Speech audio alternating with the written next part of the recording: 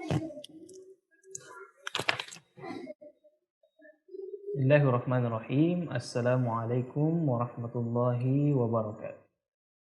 Alhamdulillahi rabbil alamin. Wassalatu wassalamu ala asyrafil anbiya'i wal mursalin wa ala alihi wa ashabihi wa man tabi'ahum bi ihsanin ila yaumiddin, amma ba'd. Alhamdulillah, puji syukur atas segala nikmat dari Allah Subhanahu wa taala, sehingga pada Jumat malam ini Allah kembali mempertemukan kita dalam rangka acara Sekolah Fikih Live yang diselenggarakan oleh Rumah Fikih Indonesia. Salawat dan salam kepada junjungan kita, suri tauladan kita, Nabiullah Muhammad sallallahu alaihi wasallam. Allahumma salli ala sayyidina Muhammad. Semoga kelak kita mendapatkan syafaat dari beliau sallallahu alaihi wasallam. Amin ya rabbal alamin. Amin, Allahumma amin. Jamaah sekalian yang dirahmati Allah Subhanahu wa taala, seperti biasa di Sekolah Fikih Live dengan jadwal yang biasanya di Jumat malam kita akan melakukan atau melanjutkan kuliah kita dengan tema fikih toharo, tentunya bersama dengan dosen kita, Ustadz Ahmad Zarkasi LC, di mana pembahasan kita pada malam hari ini berkaitan tentang najis-najis yang diperdebatkan. Ya. Di mana di pertemuan yang lalu kita juga telah membahas najis-najis yang diperdebatkan atau diperselisihkan part 1 ya. Malam ini insya Allah najis-najis yang diperselisihkan atau yang diperdebatkan part 2 ya. Adapun rekaman part 1 ya, bagi jamaah yang baru bergabung di malam ini di sesi ini, maka rekaman part 1 kemarin bisa antum saksikan di beberapa platform milik Rumah Fikih Indonesia. Yang pertama di website resmi milik Rumah Fikih Indonesia di www.rumahfikih.com. Kemudian dengan mengklik rubrik khusus yaitu SFL, Sekolah Fikih Live, di sana banyak sekali rekaman-rekaman dari Sekolah Fikih Live dan dari ustadz-ustadz Rumah Fikih yang lain. Kemudian bisa juga disaksikan di jalur yang kedua yaitu di channel YouTube resmi milik Rumah Fikih Indonesia. Masuk ke YouTube, kemudian di searching ya, dengan nama Rumah Fikih Indonesia. Maka di sana juga terdapat atau tersimpan secara rapi rekaman-rekaman Sekolah Fikih Live Rumah Fikih Indonesia. Baik jemaah sekalian dan dirahmati Allah Subhanahu wa taala, dosen kita, ustadz kita telah hadir bersama kita. Maka mari kita sapa sejenak. Assalamualaikum Ustadz Ahmad Zarkasi. Waalaikumsalam warahmatullahi wabarakatuh. Kabar baik Ustadz? Alhamdulillah, sehat walafiat. Alhamdulillah. Baik, jemaah sekalian yang dirahmati Allah, kita kemarin sudah membahas najis yang diperselisihkan, yaitu ada 2 yang sempat kita bahas kemarin karena kita dibatasi oleh waktu, yaitu khamar dengan alkohol. Ya, nanti kita akan lanjutkan dengan dosen kita, Fa'alal Ustadz falyatafaddal mashkur. Silakan Ustaz. Bismillahirrahmanirrahim. Alhamdulillahirabbil alamin. Allahumma shalli wa sallim wa barik ala sayyidina Muhammadin, amma ba'du. Bapak, Ibu, teman-teman yang dirahmati Allah, Assalamualaikum warahmatullahi wabarakatuh. Waalaikumsalam. Malam hari ini kita kembali dipertemukan oleh Allah dalam program kita yaitu Sekolah Fikih Live. Mudah-mudahan apa yang kita pelajari pada pertemuan malam ini menjadi ilmu yang bermanfaat sekaligus jadi tambahan amal ibadah kita di akhirat. Begitu juga apa yang kita pelajari di pertemuan-pertemuan sebelumnya. Mudah-mudahan walaupun sudah lama kita, jedanya sudah cukup lama, seminggu ya, mudah-mudahan nggak ada yang lupa, mudah-mudahan tetap bisa diingat. Seenggak-enggaknya ada hal yang bisa bermanfaat, yang bisa diamalkan dalam kehidupan sehari-hari.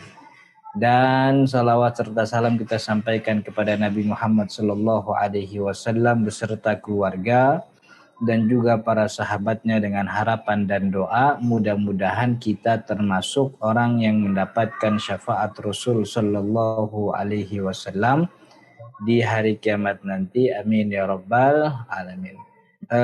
Bapak Ibu teman-teman yang dirahmati Allah, pada pertemuan kali ini kita akan melanjutkan sesi atau melanjutkan materi kita najis-najis yang diperdebatkan. Jadi Kemarin kita sudah bahas tentang khamr dan juga alkohol. Kita juga udah bahas tentang apa itu alkohol, sekaligus juga kita bahas tentang apa itu khamr. Jadi kita jelaskan siapa yang mengatakan najis, siapa yang tidak mengatakan najis. Apa dalil yang mengatakan najis, juga apa alasan yang mengatakan bahwa alkohol itu suci. Kita sudah selesaikan. Nah, ada lagi beberapa hal yang menjadi yang mesti dijelaskan kepada khalayak tentang najis yang diperdebatkan, yaitu air mani dan juga hewan kotoran hewan yang dagingnya halal dimakan. Jadi sebagaimana biasa saya akan share screen untuk materi kita pada malam hari ini. Di sini air mani. Jadi nomor 3, nomor 1 khamr, nomor 2 alkohol, nomor 3 najis yang diperdebatkan itu adalah air mani. Jadi air mani termasuk najis bagi sebahagian ulama, tapi ulama lain mengatakan air mani itu suci begitu. Siapa yang mengatakan suci dan apa alasannya, lalu siapa yang mengatakan itu najis dan kenapa dikatakan najis, kita akan bahas pada pertemuan malam hari ini. Tapi sebelumnya kita bahas dulu air mani itu apa. Sebagaimana di pertemuan sebelumnya kita bahas khamr, kita juga bahas apa itu khamr. Nah, sekarang air mani. Apa itu air mani? Air mani itu adalah wal ma'u al-ghalidhu ad-dafiqu alladhi yakhruju 'inda ishtidadi syahwah. Air mani itu adalah air al-ghalidh. Al-ghalidh itu artinya kental. Dalam bahasa kitab lain sering didefinisikan bahwa air mani itu adalah al-ma'us sakhin, air yang tebal, yang kental. Ad-dafiqu, dan dia biasanya keluarnya tuh memancar. Keluarnya tuh muncrat begitu. Alladzi yakhruju, dan dia keluar biasanya inda ishtidadi syahwah, ketika syahwat memuncak. Itu definisi yang namanya air mani. Al-ma'ul ghalidh. Dia air yang tebal, airnya kental. Keluar inda ishtidadi syahwat bitadafuk. Keluar ketika syahwat memuncak bitadafuki dengan memuncar, memancar. Bahasa Indonesianya memancar itu ya, Ustaz Lukman ya. Menyembur mungkin. Nyembur. Nyembur tuh lebih jelek daripada memancar. Oh, gitu. Yang paling enak tuh muncrat emang, betul gitu ya. Nah, tapi ada karakternya. Jadi untuk bisa kita membedakan mana air mani, mana bukan air mani, ulama menjelaskan. Karena kenapa dijelaskan karakternya? Karena makhraj, tempat keluarnya air mani itu sama seperti tempat keluarnya madhi, sama seperti tempat keluarnya wadi, juga sama seperti tempat keluarnya air kencing. Maka agar bisa membedakan mana mani, mana bukan mani, ulama memberikan khasais, karakteristik air mani. Ada 3 karakternya air mani. Pertama, aromanya.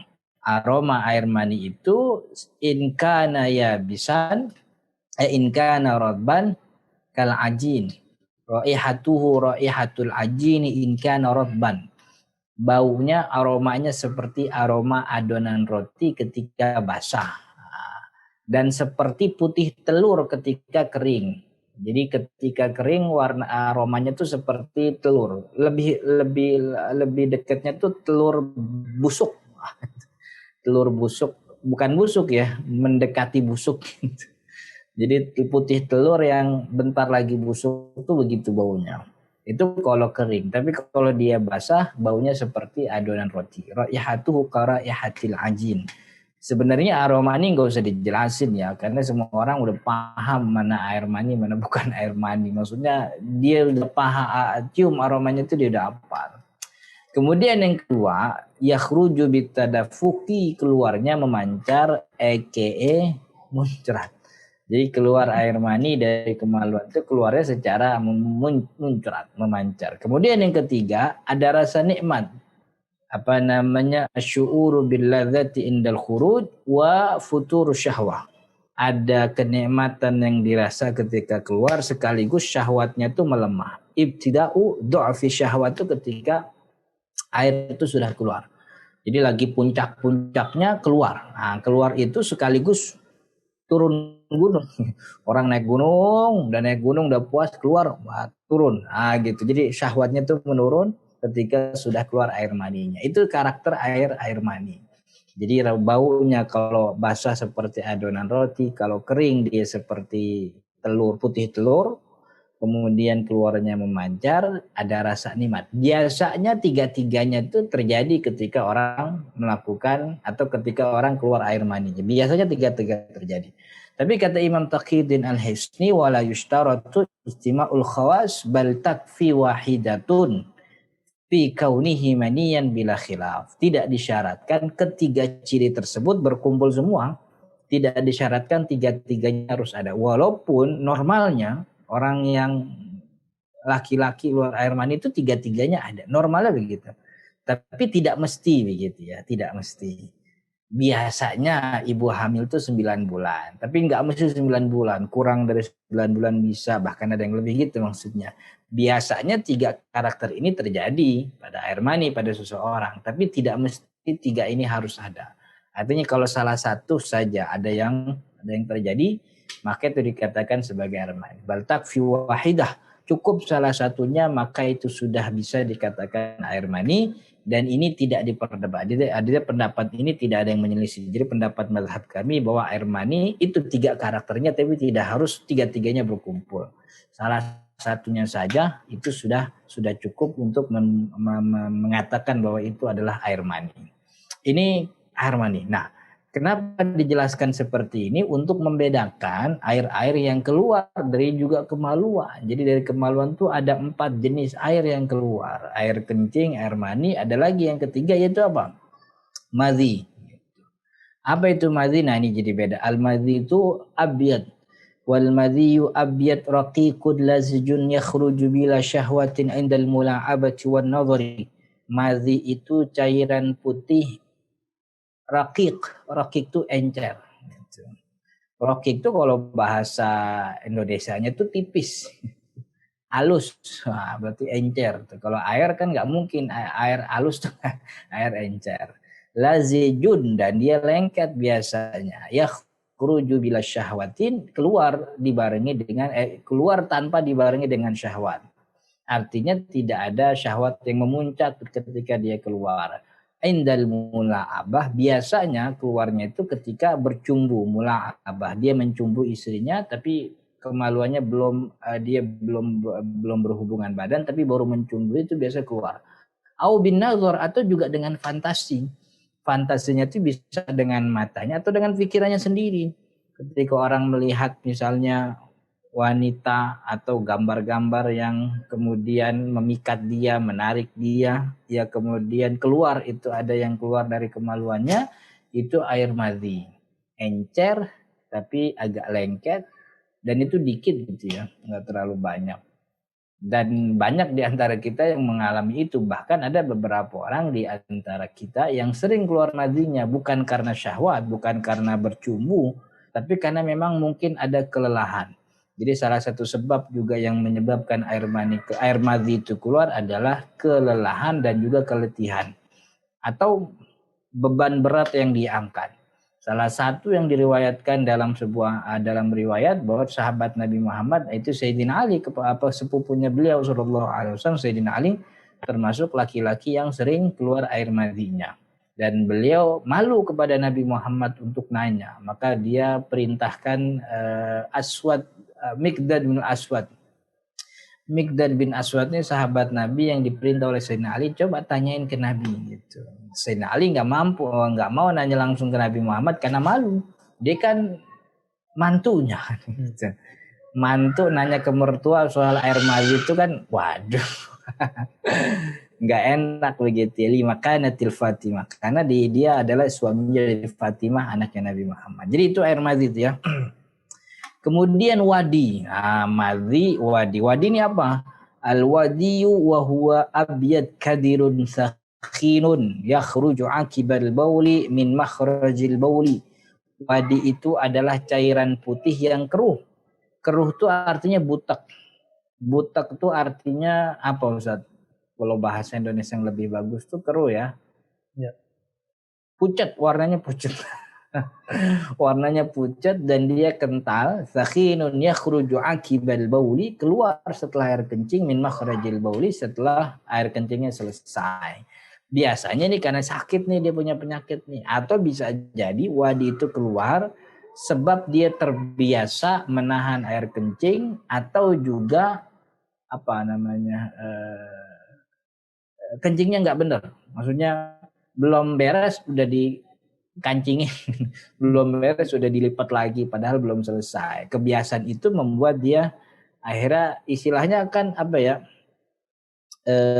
ya, ya namanya pembuangan gitu ya. Kalau air belum dibuang semua kan masih ada yang nyimpen tuh, ada deposito deposito bekas yang kemarin, kemudian dia keluarin lagi, masih disisa lagi, airnya jadi kental dan itu keruh begitu. Maka ketika dia kencing, selesai kencing masih ada yang nyisa. Maka itu kan kata Nabi Muhammad SAW, kalau buang air kecil itu adabnya jongkok. Jongkoknya kayak jongkok pemain bola. Kaki kanan betisnya naik, kaki kiri dengkulnya dilipat gitu. Kayak Maradona foto. Biasanya Maradona tuh kalau foto di pemain bola dia nggak pernah berdiri. Dia selalu jongkok. Nah, posisinya begitu. Saat Luman pernah lihat gak Maradona? Karena dia pendek ya, jadi dia agak malu kali kalau foto berdiri. Maradona tuh pemain bola yang kalau foto selalu jongkok. Jadi itu posisi begitu. Kemudian yang kedua, setelah kencing biasanya diurut, dipirit begitu. Hatta yunaqi kan gitu, sampai membersihkan biar keluar semua, itu adab-adabnya. Gitu. Maka kalau itu tidak dilakukan nantinya ada kelalaian, bisa saja kemudian dia suatu waktu keluar air wadinya dan itu najis. Itu najis. Ini ya air mani dengan bedanya madhi wadi. Jadi ada 4 cairan yang keluar dari lubang kemaluan laki-laki. 3 disepakati najis, 1 diperdebatkan apakah itu najis atau bukan. 3 najis itu air kencing, madhi, wadi. Sedangkan air mani diperdebatkan apakah itu najis atau tidak gitu. Nah ini berpengaruh nih kepada kita, kebanyakan orang Indonesia tuh kan kalau pakai sarung nggak pakai daleman. Yang pakai daleman kan ya biasanya begitu. Dan biasanya juga bagi orang yang sudah beristri, nyampurnya memakai kain juga, kain yang bekas nyampur dipakai juga bekas buat sholat. Nah, masih ada sisa air maninya yang di situ nempel, apakah kemudian sholatnya sah? Nah kita lihat nih. Pertama, air mani itu najis atau suci? Air mani najis. Ini pendapat siapa? Pendapat jumhur ulama 4 mazhab kecuali Asy-Syafi'iyah. Jadi jumhur ulama 4 mazhab, Al-Hanafiyah, Al-Malikiyah, Al-Hanabilah, selain Asy-Syafi'iyah itu semuanya sepakat air mani itu najis. Air mani itu najis gitu. Kenapa dikatakan najis? Bi hadits Aisyah. Ada hadis dari Sayyidah Aisyah radhiyallahu anha. Beliau mengatakan kuntu aksilul janabata min thawbin Nabi sallallahu alaihi wasallam fayakhruju ila sholati wa imbaqqa al-ma'u fi thawbih. Kata Sayyidah Aisyah, aku mencuci air mani, maksudnya itu membasuh, bersihin air mani Nabi Muhammad SAW di bajunya Nabi Muhammad, lalu beliau menuju masjid dengan baju tersebut walaupun masih ada basahan air di bajunya. Ini banyak hukum yang bisa diambil. Salah satunya bahwa ternyata istri Nabi juga, jadi yang bersihin baju itu ternyata istrinya. Kita kan sering dengar ya, ada beberapa orang tuh yang manis-manisin kalau Nabi Muhammad dulu jahit baju. Iya betul, Nabi Muhammad jahit baju sendiri. Tapi bukan berarti jangan karena Nabi Muhammad jahit baju sendiri kemudian perempuannya leha-leha, tidur-tiduran, main HP, belajar online, kan enggak gitu. Ternyata dulu Sayyidah Aisyah juga nyuciin tuh bajunya Nabi Muhammad SAW gitu. Jadi jangan, kan ada ya beberapa orang yang kalau dengar hadis itu demen banget dia, merasa terbebas dari segala kewajiban. Enggak, dan Sayyidah Aisyah itu dulu nyuciin bajunya Nabi Muhammad SAW. Jadi Nabi Muhammad bajunya dicuci, artinya dicuci itu bekas air maninya oleh Sayyidah Aisyah. Kemudian dari apa kesimpulan yang kedua yang bisa diambil dari ini bahwa air mani itu najis. Kenapa air mani najis? Kalau seandainya air mani enggak najis, Sayyidah Aisyah enggak bakal cuci pakai air. Tersisa masih ada bekas air di bajunya Nabi, berarti kan Sayyidah Aisyah basuhnya nyucinya pakai air. Mencuci pakai air itu berarti dia mencuci najis. Karena air itu sesuatu yang mahal tuh. Harga nilainya mahal. Kalau emang bukan najis nggak usah pakai air. Kalau pakai air padahal itu bukan najis itu namanya hambur-hambur air. Hambur-hambur air itu idaatul mal, buang-buang harta, nggak boleh. Tapi Sayyidah Aisyah nyuci pakai air itu berarti dia najis tuh. Dan dicuci, dibasuh, bahasanya al-ghusl. Al-ghusl itu untuk najis gitu. Jadi kalau seandainya itu bukan najis, Sayyidah Aisyah nggak bakal ghusl. Sayyidah Aisyah cuman ngorek-ngorek aja. Kalau seandainya itu bukan najis, Sayyidah Aisyah nggak bakal pakai air.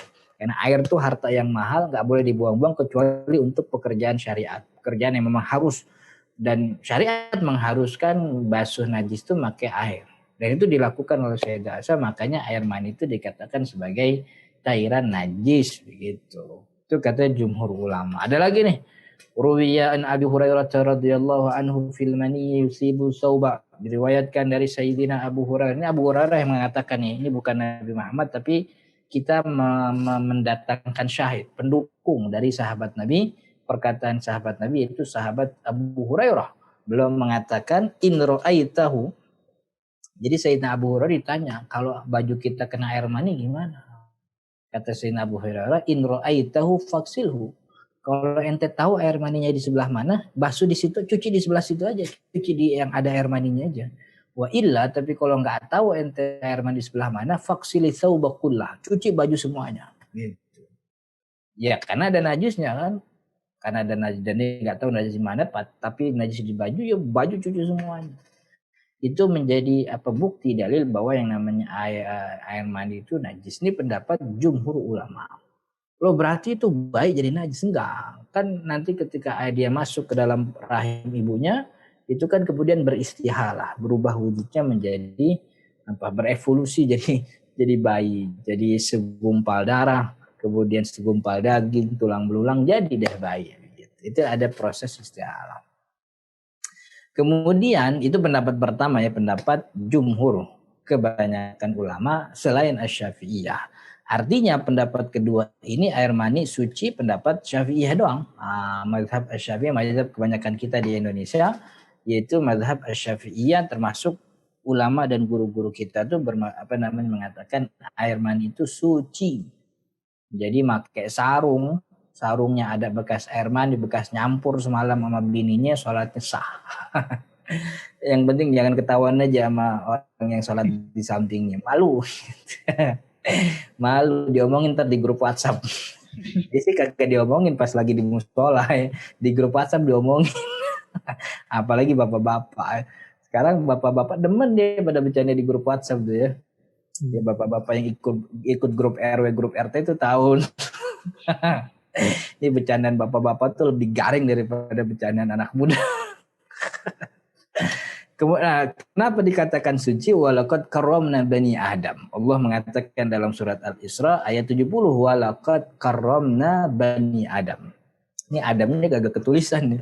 Lupa itu. Walaqad karramna bani Adam. Kami telah muliakan anak Adam. Manusia itu telah dimuliakan oleh Allah Subhanahu wa taala. Maka tidak termasuk pemuliaan kalau awal penciptaan manusia terbuat dari najis.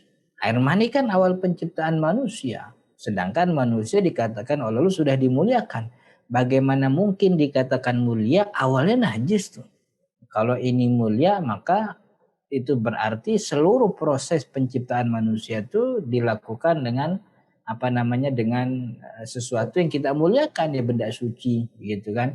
Dan kemaluan yang digauli bukan kemaluan yang haram, kemaluan yang memang dimuliakan dengan akad nikah kan begitu. Itu salah satu proses pemuliaannya. Jadi tidak masuk di akal kalau dikatakan mulia, tapi penciptaannya dari sesuatu yang najis. Dan karena itu dalam pandangan Asy-Syafi'iyah, manusia dari awal penciptaan sampai mati tetap badannya suci. Walaupun kan dia bagian dari hayawan juga, kan kita ini hayawan juga. Kalau disebutin hayawan dalam kitab-kitab fikih itu maksudnya makhluk yang punya haya, makhluk yang punya nyawa. Ya kita hewan juga sama. Defaultnya haya itu, kehidupan nyawa itu membuat kita suci. Artinya ketika nyawa itu hilang maka jadi najis. Tapi kalau kita enggak, dari mulai awal suci, air mani suci, nutfah suci, alaqah suci, terus sampai dia mati jadi jenazah juga suci. Jadi bukan sesuatu, jenazah itu bukan sesuatu yang najis walaupun udah nggak ada nyawanya. Beda dengan hewan kan gitu. Beda dengan binatang. Jadi ini pemulihan yang Allah berikan. Kemudian selain ini, dalil yang dijadikan oleh madhab Syafi'i. Nah, dari hadis Sayyidah Aisyah juga, hadis Aisyah radhiyallahu anha annaha kanat tafruqul mani min thawbi Rasulillah sallallahu alaihi wasallam thumma yusalli fihi. Kata Sayyidah Aisyah, kata Sayyidah Aisyah. Di riwayat ini yang meriwayatkan ini siapa? Sayyidah Aisyah sendiri, betul Sayyidah Aisyah sendiri. Kuntu afrukul mani, dalam redaksi lain kuntu afrukul mani min thawbi Rasulillah sallallahu alaihi wasallam. Kata Sayyidah Aisyah, aku tuh dulu afruk farokaya frukut itu apa Ustaz Lukman? Ngerik. Mengerik. Ngorek, ya ngerik. Karena air maninya udah kering. Dikorek itu air maninya Nabi Muhammad sallallahu alaihi wasallam di bajunya. Yang namanya ngerik, yang namanya ngorek, itu kan berarti nggak beres, nggak bersih. Tidak benar-benar menghilangkan seluruh bagian air mani. Pasti masih bersisa. Kalau Nabi Muhammad, dan Nabi Muhammad tahu kan gitu. Karena dalam riwayat lain mengatakan, ro'ani afrukul maniyya min thawbi Rasulillah. Nabi Muhammad ngelihat saya ngorek itu. Udah taunya itu dikorek, karena dikorek maka nggak bakal bersih, nggak bakal ngilangin semuanya. Apalagi air mani udah nempel di baju, susah kan begitu. Dan Nabi Muhammad tetap pakai baju tersebut untuk sholat. Artinya Nabi Muhammad sholat memakai baju yang ada air maninya. Kalau ternyata air mani itu najis, Nabi Muhammad sholatnya nggak sah dong kan gitu. Padahal salah satu syarat sah sholat bersih daripada najis. Nabi Muhammad tahu air maninya masih ada dia bawa sholat, itu bukti bahwa air mani itu bukan najis gitu. Itu air maninya bukan najis. Lalu gimana Ustaz hadis yang tadi tuh Nabi Muhammad kan nyuci. Nah, ini dijelaskan oleh Imam Taqiyuddin Al-Isni, wa riwayatul ghasli mahmulatun 'ala najbi wa ikhtiyarin nadhafati jam'an bainal adillah. Riwayat tentang mencuci, Sayyidah Aisyah cuci air mani atau membasuh itu dipahami sebagai sebuah kesunahan. Artinya enggak wajib, yang wajib tuh ya kagak ada yang harus dihilangkan karena bukan suci. Itu sebagai sunnahnya aja. Air mani itu enggak harus dicuci, cuman bagusnya dicuci. Dan juga sebagai opsi pembersihan yang optimal kan gitu. Bentuk kebersihan yang paling optimal ya air maninya dihilangin gitu. Walaupun dia bukan najis tapi sebagai bentuk pembersihan yang bagus, yang optimal yaitu dihilangkan. Jadi maksudnya Sayyidah Aisyah membasuh itu, mencuci itu bukan kewajiban, tapi kesunahan. Karena ini bukan najis gitu. Kenapa kemudian diartikan sebagai kesunahan bukan keharusan? Jam'an bainal adillah. Sebagai bentuk, kalau saya bahasanya akomodasi semua dalil. Jam'an bainal adillah itu bahasa enaknya apa Ustaz Lukman? Mengkompromikan dalil. Ya, mengkompromikan semua dalil. Jadi berangkat dari konsep jangan sampai ada hadis yang nganggur. Jangan sampai ada dalil yang nggak kepake, mubazir. Nggak boleh. Kita kan ngaku cinta kepada Nabi Muhammad. Maka apa yang disebutkan oleh Nabi Muhammad, dari mulai beliau mengucapkan perilakunya, akhlaknya, itu jangan sampai dianggurin sama kita pakai. Nah, dalam hal air mani ada dalil afruku, ngorek, ada dalil mencuci. Kalau kita katakan najis, kenapa? Karena ada dalil mencuci. Loh, kalau kita pakai dalil mencuci, dalil yang ngorek nih kita artiin apa? Gitu. Akhirnya kan kita anggurin, gitu. Dianggurin, berarti susah nih dimasukin. Kenapa? Najis. Kalau najis nggak mungkin dikorek dong. Nah, tapi kalau kita ambil dalil yang korek ini, dikorek, dikerik, Dalil yang membasuh mencuci itu kita bisa pakai. Kita pakai sebagai sebuah kesunahan. Akhirnya semua dalil kita pakai gitu. Kalau kita bilang itu najis berarti dalil ini nggak kepake nih. Nah, padahal hadisnya sahih. Kalau hadisnya sahih nggak kepake itu kan nggak boleh.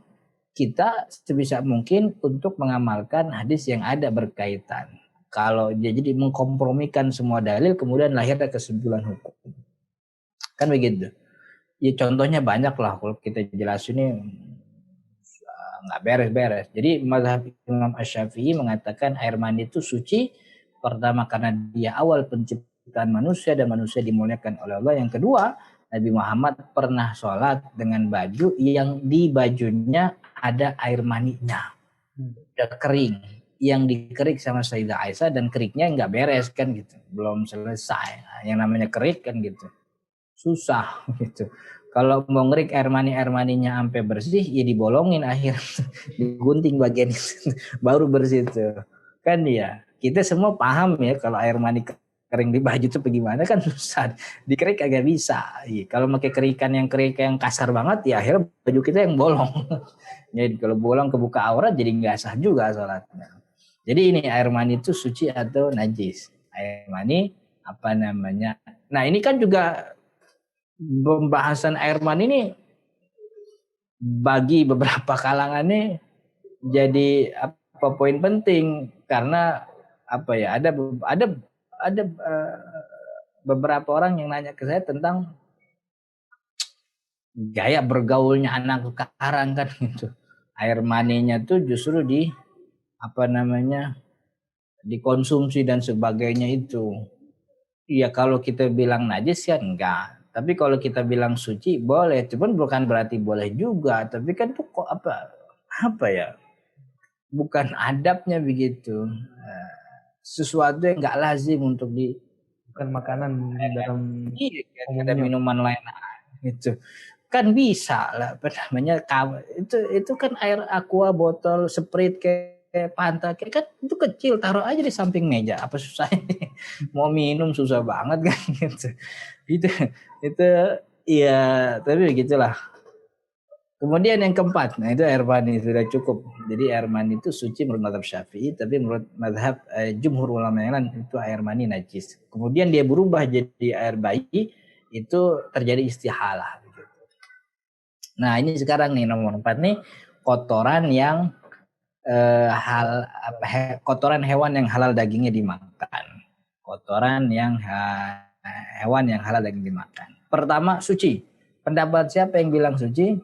Ini kotoran gak usah didefinisiin ya, kotoran itu pokoknya kotoran ya, gak usah didefinisiin apa, semua udah paham. Itu suci. Siapa yang mengatakan suci?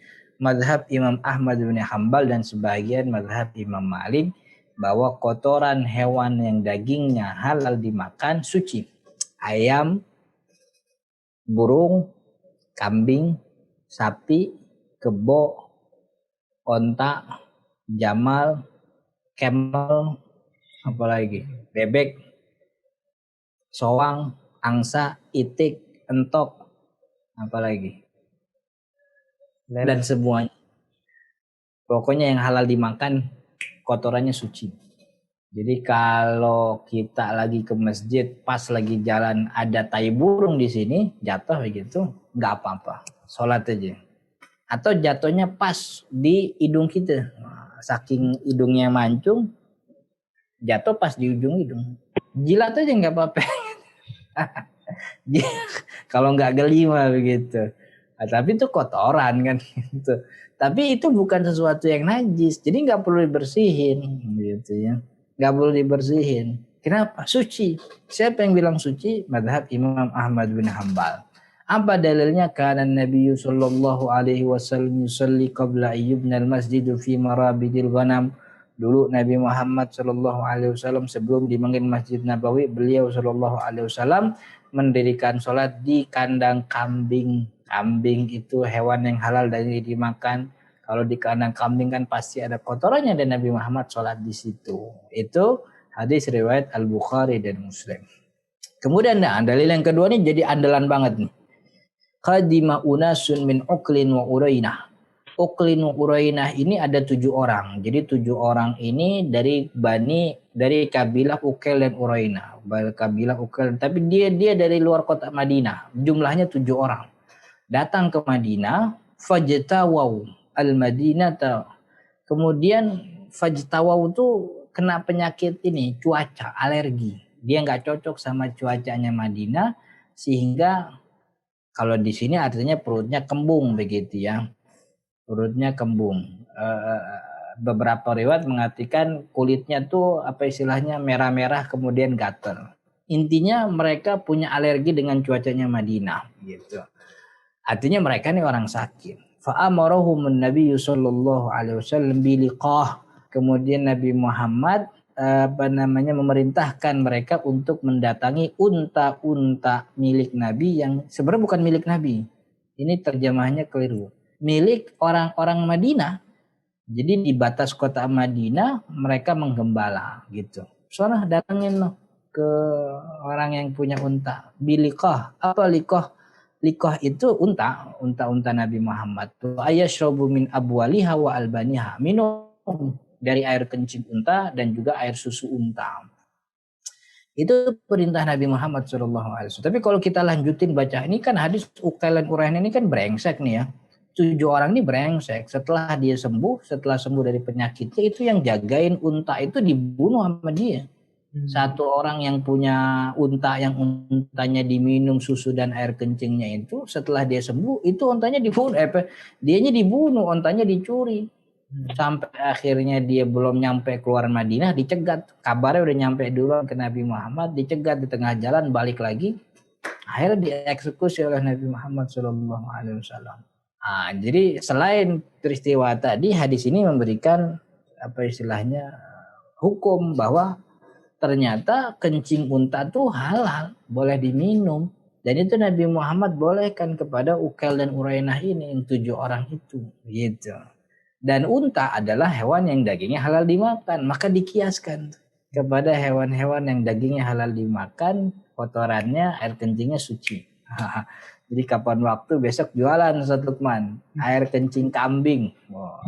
Hewan yang disukai oleh Nabi Muhammad untuk dikonsumsi. Orang-orang jual daging udah biasa, kita jual kencing kambing. Kencing kambing campur sama susu kambing gitu. Itu mazhab Imam Ahmad bin Hanbal mengatakan demikian. Kotoran hewan yang dagingnya halal dimakan itu suci. Suci, itu mazhab Imam Ahmad bin Hanbal. Itu ya. Maka ada kapan tuh ya, siapa sih Ustadz siapa tuh tahun berapa tuh datang ke Indonesia, dia orang Indonesia begitu, tapi kemudian setelah pulang umroh, emang kerjanya umroh ya, travel gitu ya, datang ke Indonesia pulang mempromosikan kencing unta untuk jualan, dia jualan kencing untanya jadi konsumsi. Kemudian disampaikanlah hadis-hadis ini begitu. Ya banyak kan orang yang tertarik akhirnya begitu. Ya nggak tahu ya jadi jualan apa enggak aja. Tapi beberapa flyer awal promosinya saya lihat dan video beliau mempraktekkan minum air kencing unta campur sama susu saya lihat. Termasuk flyer itu saya lihat gitu. Dan itu ya bagi kalangan umat Muslim Indonesia itu sesuatu yang baru ya, agak aneh sebenarnya. Tapi karena didukung ada hadis ini, orang kemudian mengiyahkan. Tapi kan kiai-kiai pesantren tuh jadi apa ya, nggak bagus begitu gitu. Mazhab kita tuh bukan yang bilang air kencing unta tuh suci. Nah, mazhab kita Syafi'iyah di Indonesia tuh bilang najis. Yang namanya kotoran itu najis, semuanya najis. Yang namanya kotoran najis. Jangankan dari onta, dari presiden aja nah. Presiden kan mulia kan gitu ya. Raja, siapa misalnya Sultan Hasanul Bolkiah, kencing dia, kagak jangan ditadangin kencingnya. Najis itu. Siapa lagi? Queen, Ratu ini Ratu Elizabeth, kencing, najis. Seratu-ratunya ratu kalau kencing ya bau juga kan gitu. Jadi jangankan untuk unta, manusia yang jauh lebih mulia kan gitu. Kita sama hewan kan lebih mulia kita. Kotorannya najis. Ya apalagi makhluk yang lebih hina daripada kita gitu. Jumhur ulama empat mazhab termasuk Asy-Syafi'iyah di dalamnya mengatakan bahwa kotoran hewan yang halal daging dimakan itu najis. Kenapa najis? Ya karena kotoran. Gitu. Nah, dalam pandangan mazhab Syafi'i yang keluar dari makhluk hidup itu ada dua jenis. Dari kita nih makhluk hidup dan juga hewan. Pertama ada di dalam tubuh tanpa ada istihalah. Dia ada di dalam tubuh ya sesuai dengan penciptaan Allah kepada badan kita seperti ludah dan air liur. Memang ada dalam tubuh kita. Maka hukumnya sama seperti badannya. Kalau badannya suci, maka dia suci. Maka air liur kucing kalau masih hidup suci, air liur singa kalau dia masih hidup suci, ludahnya masih suci. Nah, anjing disebutkan oleh Nabi Muhammad air liurnya tuh najis kan ya, dalam sabda Nabi Muhammad yang mengatakan dibasuh 7 kali salah satunya dengan tanah itu kan air anjing itu najis air liurnya. Padahal ya Ustaz Lukman ya, dari sekian banyak yang keluar dari tubuh kita yang paling mending itu air liur, benar apa enggak? Ya. Dari sekian banyak yang keluar dari tubuh kita yang paling mending tuh air liur. Artinya yang paling mending itu maksudnya orang masih nggak apa-apa kalau kena air liur orang lain gitu ya. Tapi kalau udah yang keluar ingus itu kan udah jijik tuh. Yang keluar conge udah jijik tuh. Apalagi yang keluar air kencing sama wah udah gede banget gitu. Yang paling mending tuh air liur. Air liur yang paling mending itu najis tuh anjing. Apalagi yang lain-lainnya begitu. Jadi yang keluar dari manusia tuh, dari makhluk hidup tuh dua. Ada di dalam tubuh tanpa dia ada memang karena dia ada di dalam tubuh. Maksudnya Allah menciptakan seperti itu, air liur. Hukumnya sama seperti badannya. Yang kedua ada di dalam tubuh dan terjadi istihala. Jadi di dalam tubuh terjadi proses perubahan. Awalnya dari luar masuk kemudian proses terjadi perubahan. Seperti air kencing, itu kan, kemudian kotoran dari makanan kita dan juga muntah. Maka hukum yang kayak gini semua sepakat jumhur ulama termasuk Imam Ahmad bin Hambal dalam hal ini semua sepakat najis. Cuman Imam Ahmad bin Hambal mengecualikan itu hewan yang halal daging dimakan gitu. Nah, yang keluar dari tubuh manusia dan dia sebelumnya terjadi perubahan dalam tubuh itu dihukumi sebagai najis. Kemudian itu membuktikan bahwa yang namanya kotoran hewan baik halal dimakan atau tidak halal dimakan itu najis. Kenapa najis? Ya karena dia kotoran gitu. Tidak ada bedanya apakah halal dimakan atau tidak halal dimakan. Kenapa? Karena yang jadi poin pentingnya itu bukan dimakan atau tidak dimakan dagingnya, tapi apa yang keluar itu. Yang keluar ya kotoran, hasil perubahan wujud dari apa yang dia makan. Itu istihalah, jadi kotoran. Ya najis. Najis. Dan itu semua sepakat soal itu. Loh, lalu Nabi Muhammad saat itu ngizinin Ukal sama Urainah itu yang 7 orang yang brengsek itu minum unta, kencing unta. Kata jumhur ulama, kalaupun itu benar, kalaupun itu sahih dan itu memang sahih hadisnya, fayuhmal ala darurah, maka kita pahami bahwa hal ini untuk kedaruratan. Apa darurat? Karena mereka dalam keadaan sakit dan mereka tidak lagi menemukan obat di sekitaran Madinah yang mungkin bisa menyembuhkan, dan Nabi Muhammad punya tahu itu. Nabi Muhammad mengerti soal itu, maka Nabi Muhammad membolehkan untuk orang tersebut sebagai bentuk darurat gitu. Kedaruratan. Bentuknya kedaruratan, artinya yang namanya darurat kan boleh sesuatu yang haram dikonsumsi, tapi sesuai dengan daruratnya saja begitu. Jadi dipahami sebagai kedaruratan. Atau yang lain, beberapa ulama mengatakan itu waqai'ul a'yan. Apa waqai'ul a'yan itu, Ustaz Luqman? Terjadi kepada orang-orang tertentu. Ya, personal case. Personal case, bahasa Inggrisnya keren kan? Waqai'ul a'yan itu personal case, hukum yang ditetapkan oleh Nabi Muhammad khusus orang-orang tertentu. Sebagaimana Nabi Muhammad pernah menghukumi Salim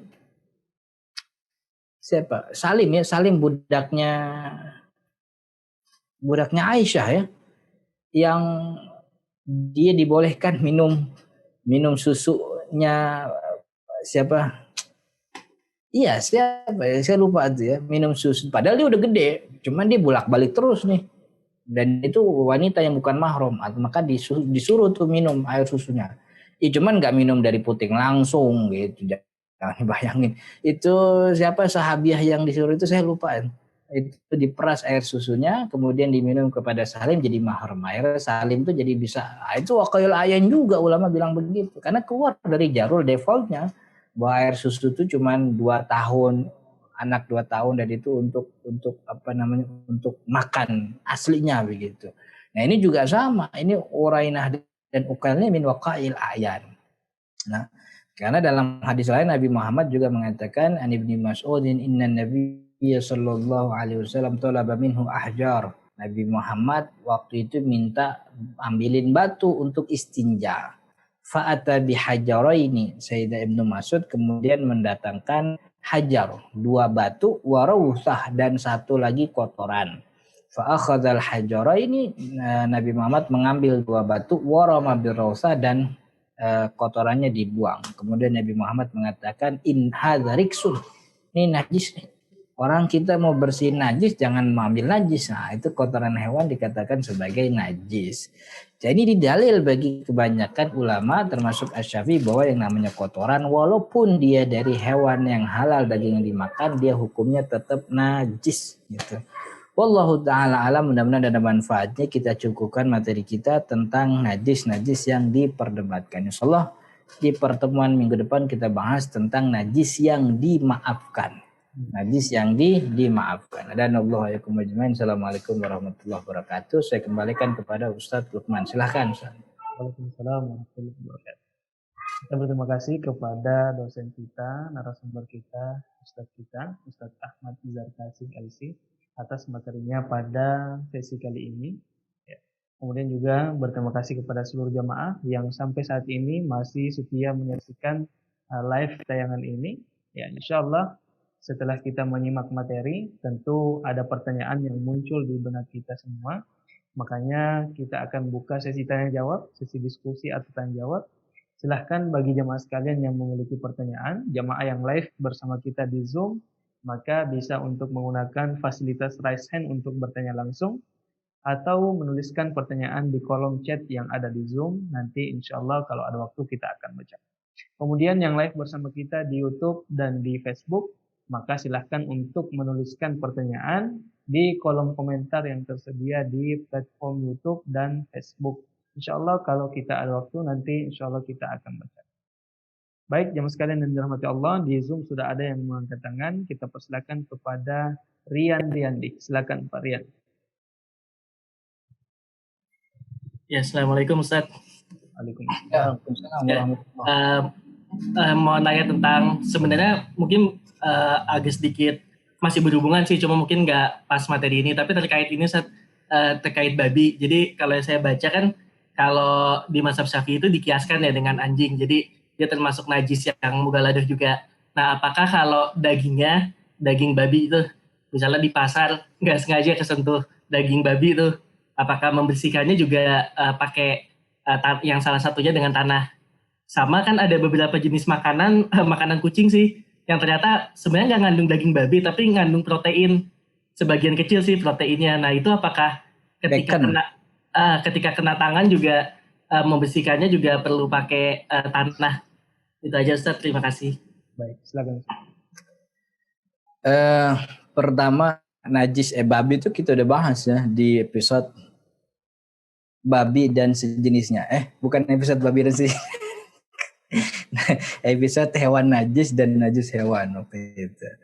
Jadi babi memang khusus mazhab Imam Syafi'i, babi itu dikiaskan. Sebenarnya bukan kias, lebih kepada dalalatul iqtida. Dalalatul iqtida itu bahasa lainnya kias aulawi, skala prioritas. Jadi kalau anjing yang segitu saja dikatakan najis mughalladah, maka babi lebih layak untuk dikatakan itu. Karena anjing itu masih boleh dipelihara dan masih punya fungsi, masih punya manfaat. Dan itu dikatakan najis mughalladah. Babi itu jauh lebih buruk daripada anjing.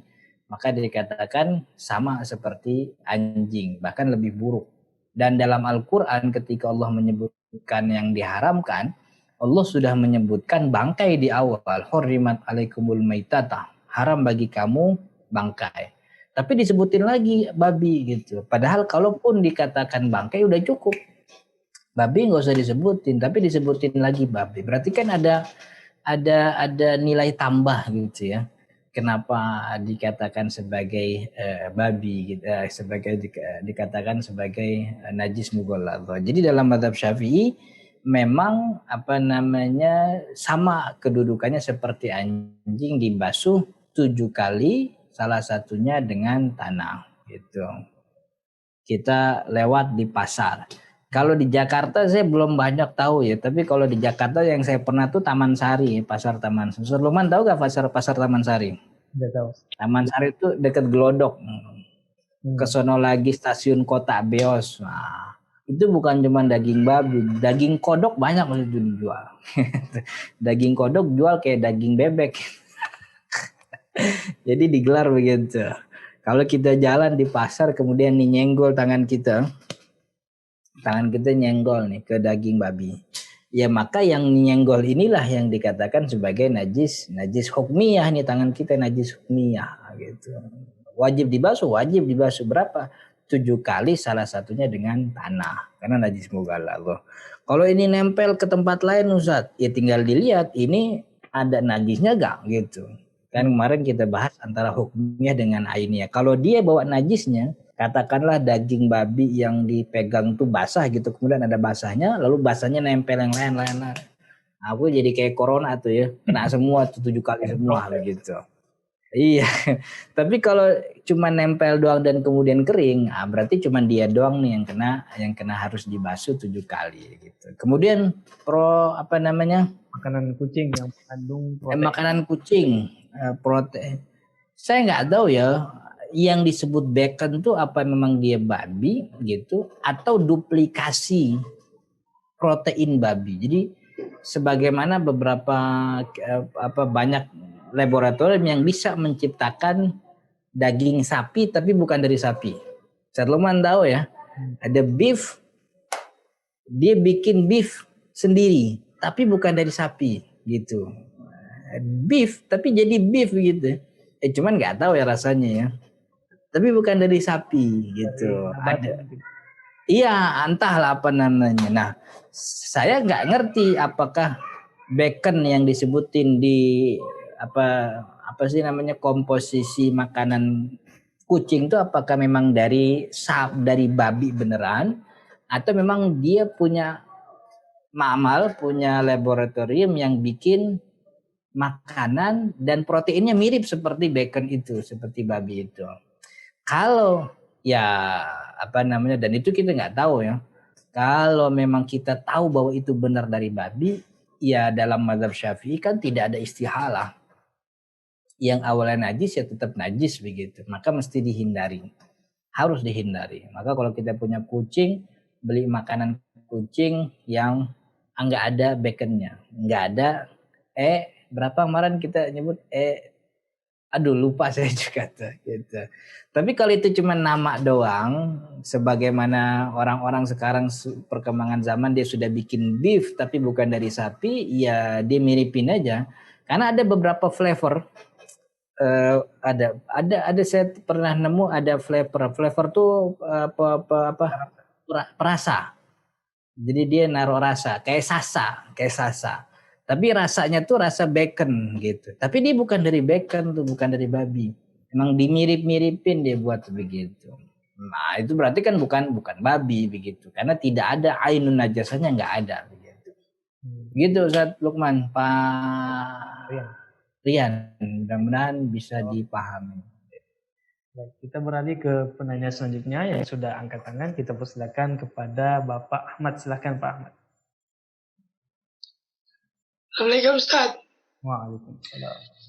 Saya nggak tahu ini pertanyaan atau komentar ya, teman saya agak bingung aja tadi kalau di bab kotoran hewan yang halal dimakan, yang keluar dari tubuh makhluk hidup itu adalah yang 2 jenis itu. Dan kalau lihat pembagiannya 2 itu, kemudian mazhab Syafi'i menghukumi mani itu bukan najis, itu artinya mani itu tidak terjadi istihalah ya Ustaz ya? Iya, enggak terjadi istihalah.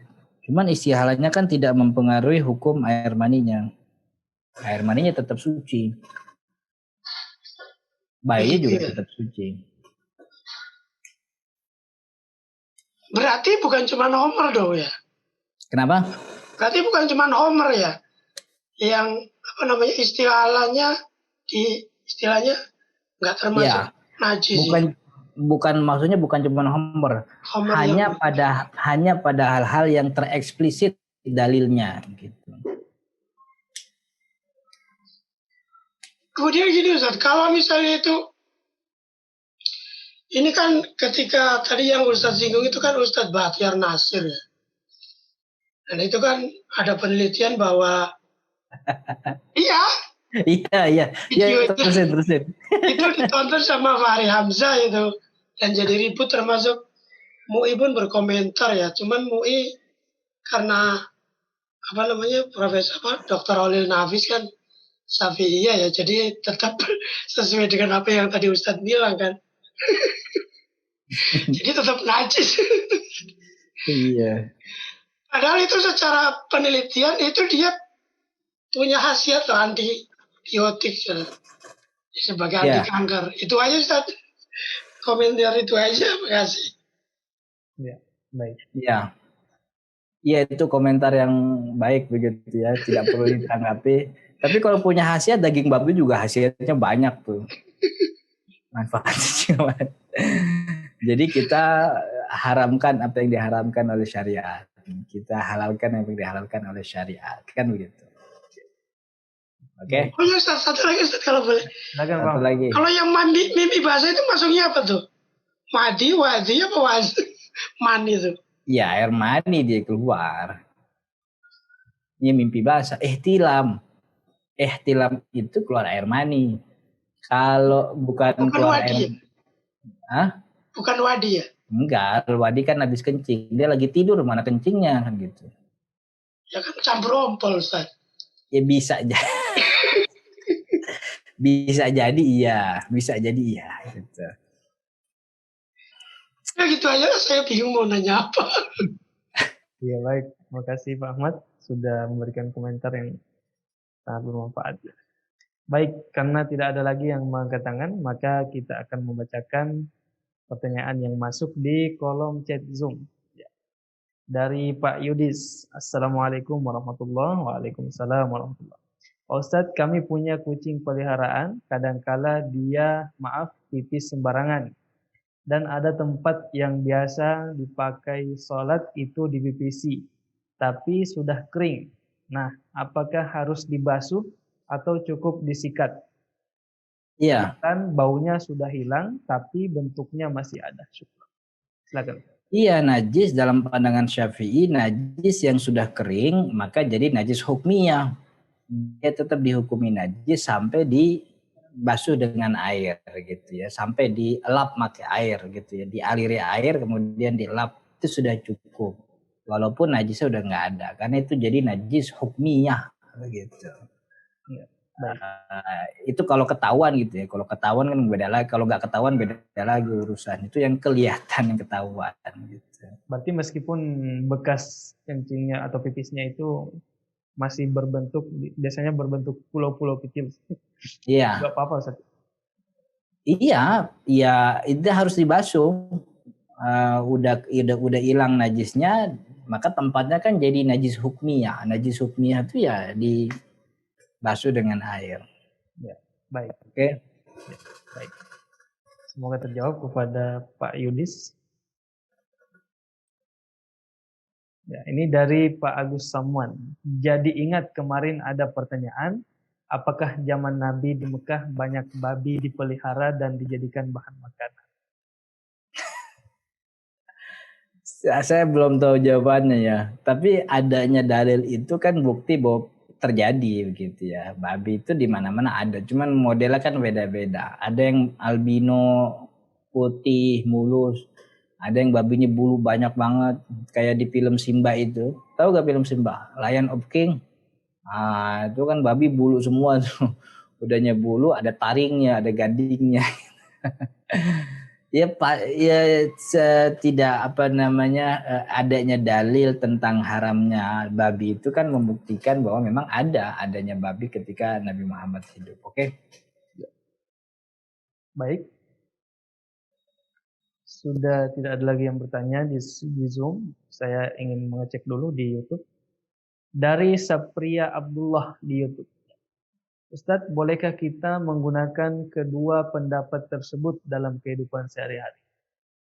Ini maksudnya pendapat yang mana ini, kira-kira? Mungkin ini ya pendapat yang najis tidak najis itu. Satu waktu kita pakai pendapat yang tidak najis, satu waktu memakai pendapat yang najis. Sebenarnya kan tidak ada masalah.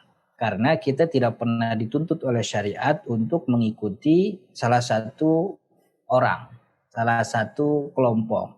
Yang diminta oleh syariat itu kita mengikuti Al-Quran dan juga sunnah Nabi. Cuman sayangnya kita nggak mampu kalau langsung mengikuti Al-Quran dan sunnah Nabi Muhammad. Terlalu banyak pekerjaan yang harus diselesaikan, terlalu banyak kerumitan yang harus diuraikan itu daripada dalil Al-Quran dan sunnah. Maka kita tinggal mengikuti pendapat-pendapat yang ada.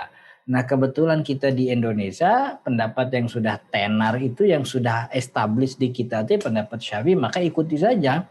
Tapi satu waktu ketika memang kita tidak memungkinkan ikut pendapat Syafi'i, ya kita boleh mengikuti pendapat yang ada selama memang pendapat itu keluar dari pihak yang otoritatif, bukan dibikin-bikin, bukan dibuat-buat oleh kelompok ketiga keempat. Ya artinya kalau itu ada dua pendapat, satu nggak bisa, pendapat kedua jangan bikin pendapat ketiga kan begitu.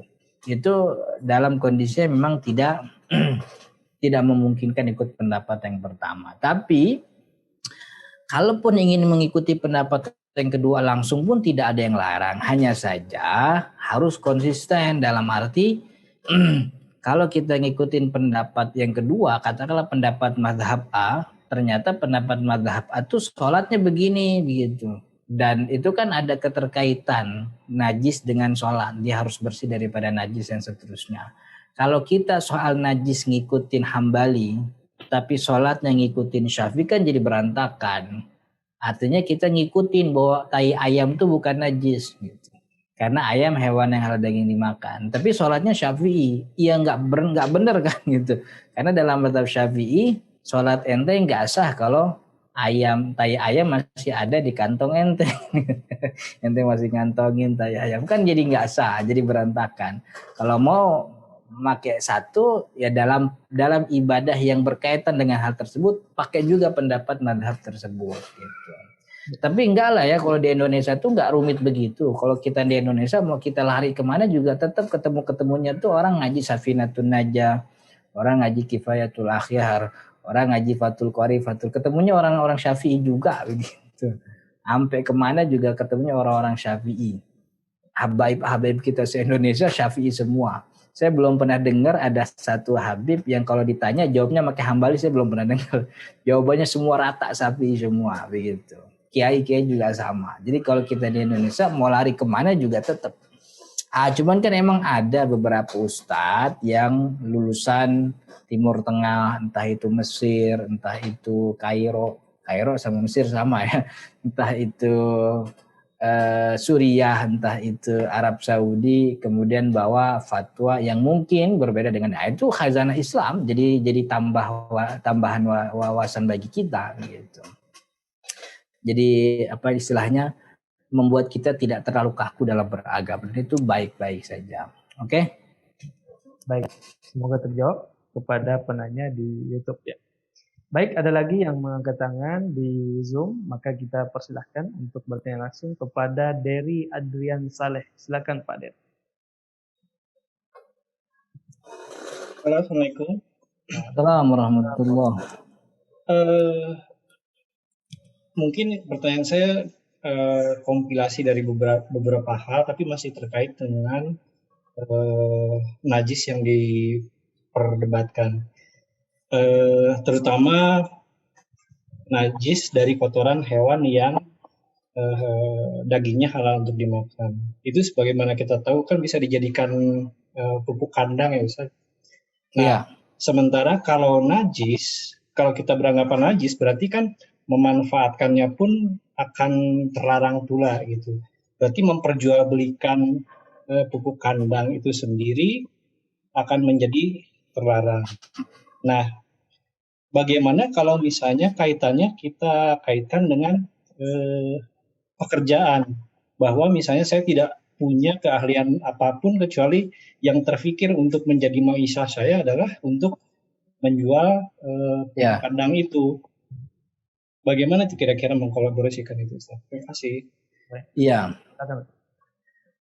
Selama tidak. Jadi pupuk kandang itu kan komposisinya tidak 100% kotoran. Dia bercampur dengan hal-hal lain yang juga bagian daripada benda suci itu sendiri.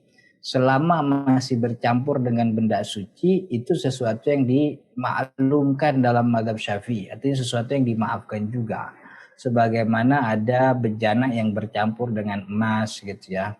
Yang memang ya tentu dengan syarat tertentu gitu. Dengan syarat tertentu.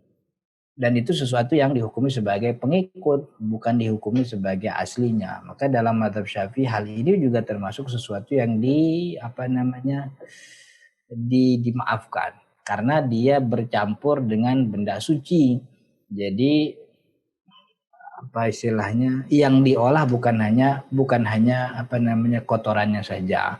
Lebih-lebih lagi kan yu'lam intifa'uhu, hal itu kan sudah diketahui. Yu'lam hukukul manfaati minhu, sudah diketahui adanya manfaat yang bisa dihasilkan dari benda tersebut. Yang penting ada campur dengan benda. Jadi dia bukan najis al-khalis gitu ya. Bukan najis khalis, bukan najis murni, tapi bercampur. Dalam mazhab Syafi'i tidak ada masalah.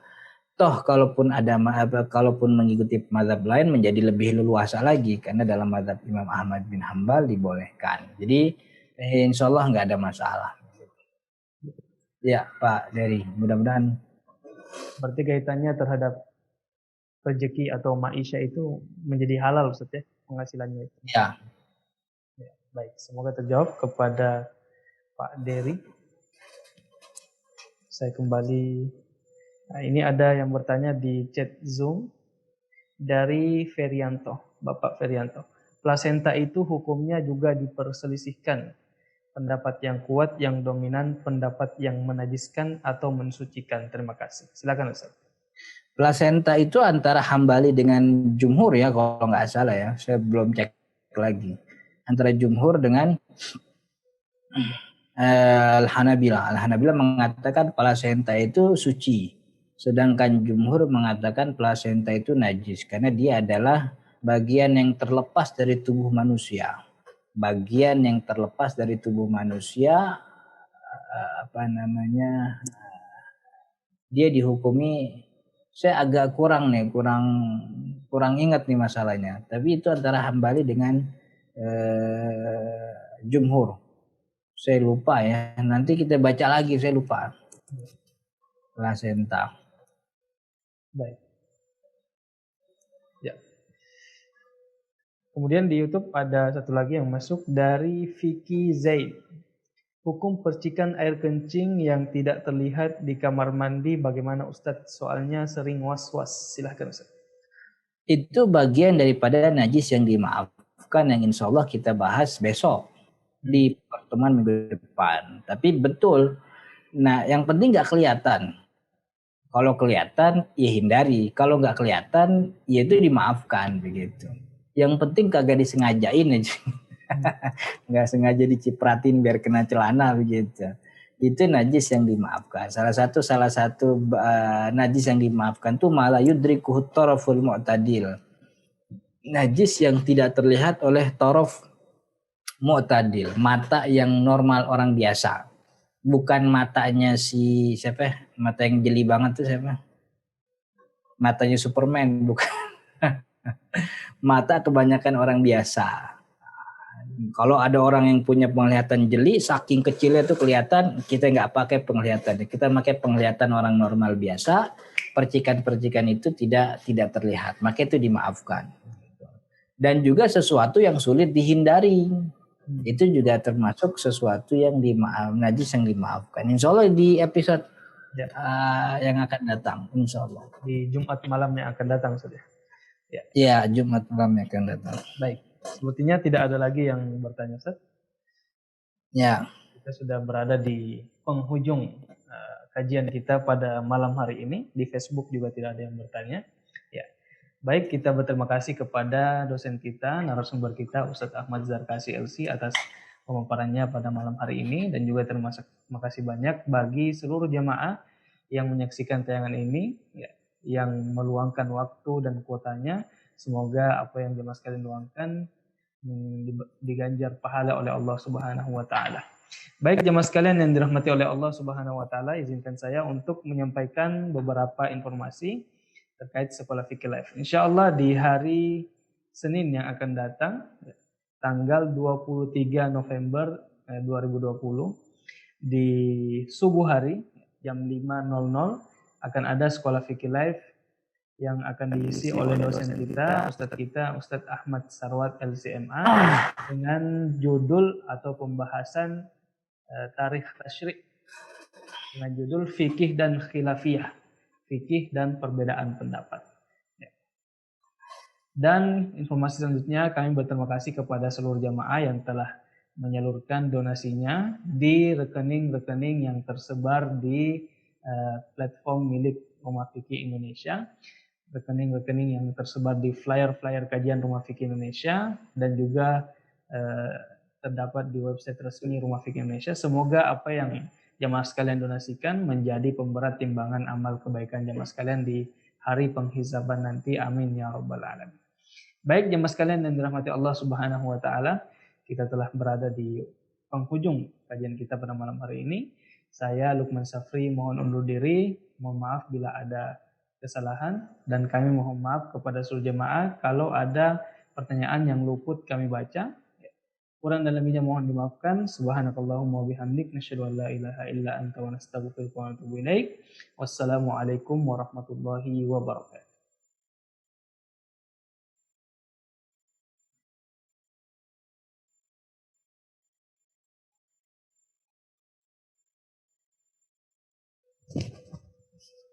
Assalamualaikum warahmatullahi